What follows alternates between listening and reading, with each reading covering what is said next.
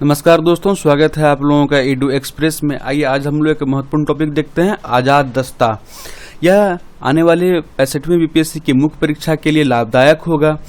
देखिए, ये आज़ाद दस्ता का गठन जो है जयप्रकाश नारायण के अलावा और सब बहुत सारे नेताओं द्वारा मिलकर किया गया था। तो जयप्रकाश नारायण के बारे में देख लेते हैं। इनका जन्म जो है 11 अक्टूबर 1902 में हुआ था और इनकी मृत्यु 8 अक्टूबर 1979 में हुआ। इनके द्वारा एक स्टेटमेंट कहा जाता है, वो इस प्रकार से है कि मेरी रुचि सत्ता के कब्जे में नहीं बल्कि लोगों द्वारा सत्ता के नियंत्रण में है। तो आप लोगों को शायद ध्यान होगा कि ये 1975 के दौरान जो इमरजेंसी हुई थी, आपातकाल की घोषणा जो हुई थी, उसके दौरान जो है ये नेता जो है उभर के सामने आया और इस दौरान जो है बहुत सारे छात्र नेता जो है भारत की राजनीति में आए और अभी भी वो विभिन्न राज्यों में मुख्यमंत्री और केंद्र में मंत्री हैं। आइए हम लोग देखते हैं इस बीपीएससी में आज तक जो प्रश्न पूछे गए हैं आज़ाद दस्ता से संबंधित।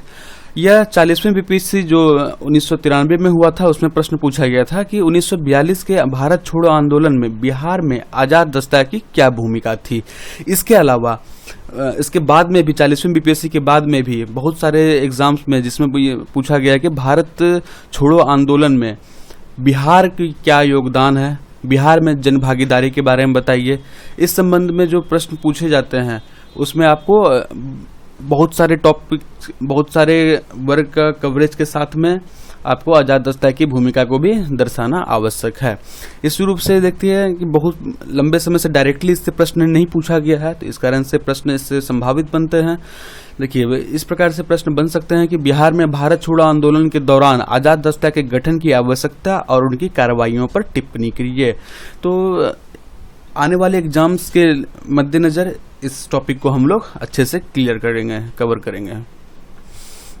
देखिए, आज़ाद दस्ता को पूरे वीडियो में इस प्रकार से हम लोग देखेंगे। पहले पृष्ठभूमि देखेंगे कि क्यों इसका स्टार्ट हुआ, क्यों गठन हुआ, उसके गठन का जो नेतृत्व है वो किसके द्वारा किया गया, किस स्थान पे हुआ गया, उसके बाद इसकी आवश्यकता की थी, क्यों थी, उसके बाद कार्रवाइयाँ किस प्रकार के की गई, दल किस प्रकार के बनाए गए, किस प्रकार से ये करते थे काम अपने, उसके बाद इसके दमन को देखेंगे कि कैसे इनका दमन किया गया और अंत में निष्कर्ष को देखते हुए अंत करेंगे इस वीडियो का।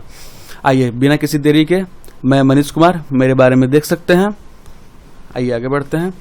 अगर आप यह वीडियो YouTube पे देख रहे हैं तो चैनल को सब्सक्राइब कीजिए। अगर आप Facebook पे देख रहे हैं तो पेज को लाइक कीजिए और साथ ही आप एडू एक्सप्रेस से विभिन्न सोशल साइट्स पे जुड़ सकते हैं, ऊपर दिया हुआ है। आइए बिना किसी देरी के प्रारंभ करते हैं हम लोग। भारत छोड़ो आंदोलन को ब्रिटिश सरकार ने बलपूर्वक दबाने का प्रयास किया, जिसके परिणाम स्वरूप क्रांतिकारियों को गुप्त रूप से आंदोलन चलाने के लिए बाध्य होना पड़ा। देख रहे हैं कि ब्रिटिश द्वारा जो है 1942 के दौरान जो है जब घोषणा की गई थी, डू एंड डाई की घोषणा की गई थी, उस टाइम जितने भी राष्ट्रीय स्तर के नेता थे, जो बिहार में भी जो भी नेता था, उनको गिरफ्तार कर लिया गया था। उसके बाद ये आंदोलन जो है हिंसक भी होते गया, उग्र होते गया, अलग अलग क्षेत्रों में यह आंदोलन फैल चुका था। जनता जो है अलग अलग वर्ग से इसमें भाग हो रही थी, सम्मिलित हो रही थी। इसके बारे में 1942 के बारे में बिहार में क्या योगदान था 1942 में, इसके बारे में अलग से मैंने वीडियो बनाया है, जिसका लिंक आई बटन में है और साथ में डिस्क्रिप्शन में है, आप देख सकते हैं। यह इस वीडियो में आप लोग अच्छे से देख कवरेज किया गया है। आगे बढ़ते हैं हम लोग। देखिए, इसी बीच 9 नवंबर 1942 को दीपावली की रात्रि में जयप्रकाश नारायण, रामानंद मिश्र, ये जयप्रकाश नारायण है, रामानंद मिश्र, उसके बाद योगेंद्र शुक्ल, सूरज नारायण सिंह आदि ने हजारीबाग जेल की दीवार फांदकर भागने में सफलता प्राप्त की। तो 1942 के जब आंदोलन स्टार्ट किया गया था, उसी दौरान इनको प्रारंभिक दौर में इनको गिरफ्तार कर लिया गया था। लेकिन क्या है कि ये लोग बाद में जो है हजारीबाग जेल को तड़पकर भाग गए और ये भागकर आज़ाद दस्ता गठन करते हैं। तो देखते हैं, इसी क्रम में जयप्रकाश नारायण ने नेपाल की तराई के जंगलों में भूमिगत हो गए। ये नेपाल के जो क्षेत्र दिख रहे हैं, यह बिहार से सटा हुआ है, नेपाल का तराई क्षेत्र, ये जो रीजन है ये तराई क्षेत्र है, ये रीजन बिहार से सटा हुआ। यहीं से संपूर्ण देश में कार्य करने हेतु आज़ाद दस्ता का संगठन किया गया। इस दस्ते में अनेक देशभक्त क्रांतिकारी युवक शामिल हुए। तो जंगलों में किया गया था, नेपाल के तराई के जंगलों में, ध्यान रखिएगा से, जो बिहार से सटा हुआ था। आगे देखते हैं, यहाँ जयप्रकाश नारायण के साथ श्री श्यामानंद जो श्यामनंदन सिंह है, एवं ये देख सकते हैं फोटो उनका, डॉक्टर राम मनोहर लोहिया, ये उनकी जवानी के दिनों की फोटो हैं। यहीं से अखिल भारतीय स्तर पर कार्य किया जाता था। एक बिहार प्रांतीय आजाद दस्ता का भी गठन हुआ, निर्माण हुआ, जिसका नेतृत्व सूरज नारायण सिंह के द्वारा किया गया। यह है सूरज नारायण सिंह, जो बिहार प्रांतीय आजाद दस्ता के नेतृत्व करते थे। ध्यान रखिएगा आप लोग, इनका एक राष्ट्रीय था, आधार पे फैलाया गया था अन्य राज्यों में भी, और यह था बिहार के जो प्रांतीय आजाद दस्ता का जो नेतृत्व था सूरज नारायण सिंह के हाथों में था यह। इसके अलावा क्या है कि आजाद दस्ता का गठन विशेष रूप से सरकार के विरुद्ध तोड़फोड़ की कार्रवाइयों के लिए किया गया था, ताकि युद्ध में सरकार को बाधा पहुंचे। देखिए, ये जो 1942 के दौरान जो है ब्रिटेन जो है वो द्वितीय विश्व युद्ध में उलझा हुआ था, तो उस दौरान इसका लाभ उठाते हुए ये चाह रहे थे कि ब्रिटिशर्स को युद्ध कार्रवाइयों में बाधा पहुंचे। आगे देखते हैं हम लोग। इसी दौरान 1943 में मार्च अप्रैल में नेपाल के रामविलास जंगलों में आजाद दस्ता के पहले प्रशिक्षण शिविर का गठन किया गया, जिसमें बिहार के 25 युवकों को अस्त्र चलाने की शिक्षा दी गई। इसके प्रमुख थे नित्यानंद सिंह। ध्यान रखिएगा यह नाम, ये जो जितने भी नाम आते हैं उनको अवश्य रूप से आप लोग आंसर राइटिंग में यूज कीजिएगा कि जो ट्रेनिंग का जो स्टार्ट किया गया था वो नित्यानंद सिंह द्वारा दिया गया था बिहार के 25 युवकों को। उसी रूप से क्या है कि आजाद दस्ता के सदस्यों को तोड़फोड़ के लिए 3 तरह की कार्रवाइयों की शिक्षा दी जाती थी। तो इनका मुख्य रूप से काम हिंसात्मक भी काम में था। जैसे क्या था कि यातायात के साधनों को क्षति पहुंचाना, जैसे कि ट्रेन हुआ करते थे, बस हुआ करते थे, जो भी उस टाइम में वाहन थे उनको क्षति पहुंचाना, रोड तोड़ देना, ब्लॉक कर देना, इस प्रकार की गतिविधियां की जाती थी। साथ में क्या है कि औद्योगिक प्रतिष्ठानों की क्षति पहुंचाना, जैसे भी जो भी इंडस्ट्री हुआ करते थे उनको नुकसान पहुंचाना, आग लगा देना, इस प्रकार की काम करना जिससे ब्रिटिश को घाटा पहुंचे। उसके अलावा क्या है, संचार सुविधाओं को नष्ट करना, जैसे कि तार था, टेलीग्राम था, उस टाइम में जो भी संचार सुविधाएं थे उसको भी नष्ट करने का प्रयास करते थे, ताकि जो संदेश है एक जगह दूसरी जगह पहुंचाने में अंग्रेजों को बाधा हो। आगे देखते हैं। इसके लिए 3 तरह के उपाय किए गए थे। कौन कौन उपाय हैं देखते हैं। जैसे पहला है साधारण तोड़फोड़ के लिए हथियारों और औजारों का उपयोग करना। तो जो आम जो बिल्डिंग तोड़ना है या फिर रोड तोड़ना है उसके लिए साधारण हथियारों का प्रयोग किया करते थे वो लोग। उसी प्रकार से अग्निकांड द्वारा सरकारी फाइलों आदि का विनाश किया जाना। जगह सरकारी फाइलों में बहुत सारे लेन देन के साथ में बहुत सारे रिकॉर्ड्स को शामिल किया जाता था, इस कारण से वो क्या है कि सरकारी फाइलों का भी विनाश कर रहे थे, जिससे कि ब्रिटेन को या फिर ब्रिटिश को परेशानियों का सामना करना पड़े। इसके अलावा रासायनिक पदार्थों और बारूदों द्वारा विस्फोटों से मिलों और कार्यालयों, जितने भी अंग्रेजी कार्यालय थे उनका विध्वंस किया जा रहा था। तो इनकी जो कार्रवाई एक पर से आप देख रहे हैं कि यह हिंसात्मक कार्रवाइयों पर बल दे रहे थे। आगे बढ़ते हम लोग। इन कार्यों के लिए 2 तरह के दल तैयार किए गए थे। तो क्या कहते किस प्रकार के दल थे वो, एक और वे लोग थे जो गुप्त ढंग से तोड़फोड़ की इन कार्रवाइयों को चला रहे थे। जैसे वो गुरिल्ला वार की तरह जाते थे, तोड़ देते थे, फिर वापस आ जाते थे झुंड में, इस प्रकार की कार्रवाई करते थे, ऑफिस को नुकसान पहुंचाते थे। और दूसरे वो लोग थे जो व्यापक जन आंदोलन का अंग बनकर हिंसात्मक संघर्ष को आगे बढ़ा रहे थे। जैसे कि मैंने बताया कि 1942 के स्टार्टिंग होने के दौरान ही सारे राष्ट्रीय स्तर के नेता और क्षेत्रीय स्तर के नेता को गिरफ्तार कर लिया गया। कांग्रेस को असंवैधानिक जो कांग्रेस की संपत्ति को जब्त कर लिया गया था, कांग्रेस पे बैन लगा दिया गया था। उसके अलावा क्या है कि ये लोग जो हैं आजाद दस्ता के लोग, वो 2 दल बना रहे थे। एक तो पहले गुप्त कार्रवाइयां कर रहे थे जो टुकड़ी में जाके तोड़फोड़ करते थे, और दूसरा वे जो जन आंदोलन का रूप में भीड़ में शामिल हो जाते थे और हिंसात्मक कार्रवाइयों को करते थे। आगे बढ़ते हैं हम लोग। ऐसे संगठन की आवश्यकता देखते हैं, आवश्यकता क्या है, 2 कारणों से महसूस की गई थी, जैसा कि राम मनोहर लोहिया ने स्पष्ट किया था। ये राम मनोहर लोहिया का फोटो है। तो क्या है, एक तो इसीलिए कि युवकों में जो हिंसा और संघर्ष की भावना बढ़ रही थी उसे एक सही और सुनियोजित दिशा प्रदान किए जाए, उससे जितना भी एनर्जी था उन लोगों का इधर उधर ना जाके एक सही डायरेक्शन में उनके एनर्जी को यूज किया जाए। और दूसरा इसीलिए कि इनके द्वारा किसी जन क्रांति में विस्फोट के समय क्रांतिकारियों के पास ऐसे साधन और संगठन हो जिनसे वह सरकार के नृशंस दमन और राज्य द्वारा हिंसा के प्रयोग का भरपूर मुकाबला कर सके। तो एक तरह से ये काउंटर जो है वो अपने आप को बना रहे थे कि अगर वो ब्रिटिश द्वारा अगर हिंसात्मक कार्रवाई या कड़ी कार्रवाई दमन किया जाता, नृशंस दमन किया जाता, तो इनके खिलाफ भी जो है युवाओं का एक संगठन हो, उनमें वेल ट्रेंड हो, वो लोग अनुशासन हो, इस प्रकार से वो लोग कार्य कर रहे थे। इनका आवश्यकता है 2 कारणों से की गई थी। इसे अब लोग जरूर लिखिएगा, एग्जाम्स में ध्यान रखिएगा।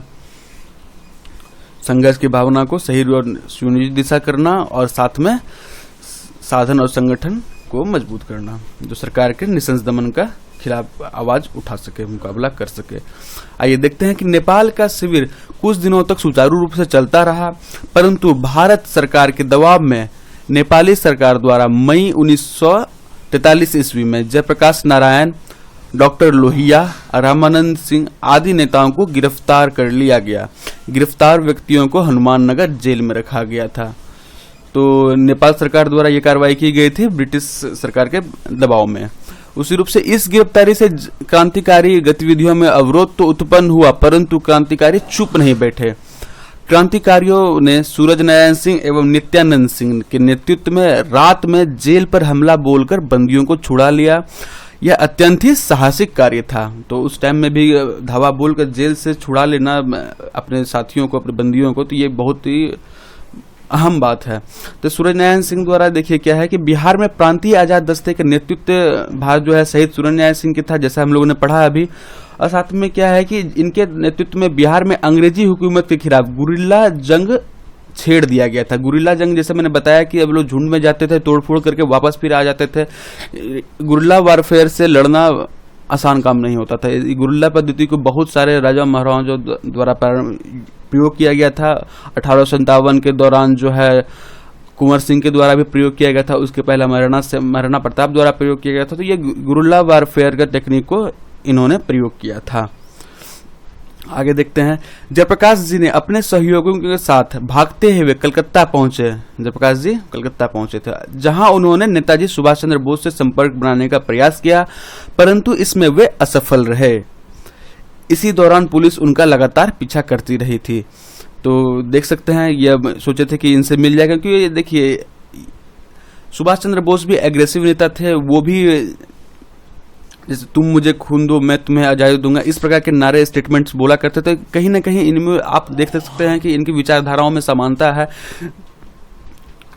आगे देखते हैं, 18 दिसंबर 1943 ईस्वी को पुलिस अधिकारियों ने मुगलपुरा के पास उन्हें गिरफ्तार कर लिया।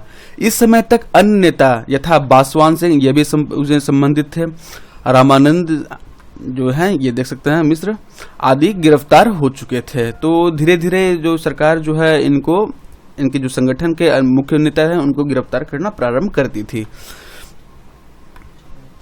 देखिए क्या होता है, 7 जुलाई 1944 ईस्वी को कार्तिक प्रसाद भी गिरफ्तार कर लिए गए थे। जो कार्तिक प्रसाद हैं, इन गिरफ्तारियों ने आजाद दस्ता के कार्य को मंद कर दिया। देख सकते हैं कि किस प्रकार से सभी जितने शीर्ष नेता थे उनको गिरफ्तार कर दिया, जिससे ये जो आंदोलन है वो आगे नहीं बढ़ पाया था।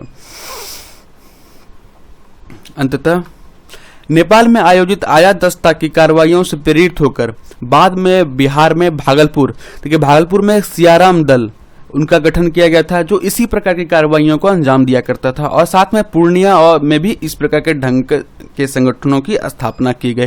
तो देख सकते हैं कि जिस प्रकार से ये नेपाल के तराई क्षेत्र में आजाद दस्ता का गठन हुआ, उसी रूप से इससे प्रेरणा पाकर भागलपुर में सियाराम दल का गठन हुआ और पूर्णिया में भी अन्य गुप्त दल का गठन किया गया था। ये गुप्त दल जो है 1942 के आंदोलन को एक तरह से बहुत प्रभावी रूप से लागू करने का प्रयास कर रहे थे। ये लोग हिंसात्मक गतिविधियों को भी अपनाने से नहीं कतरते थे, इसलिए इनका भी रोल बहुत अहम हो जाता है भारत की स्वतंत्रता आज़ादी में, स्वतंत्रता संग्राम में। आइए देखते हैं, अभी तक हम लोगों ने पूरे में क्या देखा, रिकैप कर लेते हैं। तो हम लोगों ने पृष्ठभूमि देखा कि जो 1942 के आंदोलन के दौरान अंग्रेजों द्वारा नृशंस दमन किया जा रहा था, उसके खिलाफ एक तरह से गुप्त आंदोलन प्रारंभ किया गया था। तो वो पृष्ठभूमि देखिए, गठन इसका जो है नेतृत्व जो है राम मनोहर लोहिया और अन्य नेताओं द्वारा प्रारंभ किया गया था, जिसका नाम आप कमेंट में बताइए कौन कौन नेता हैं, 2-3 नाम बताइए आप कम से कम।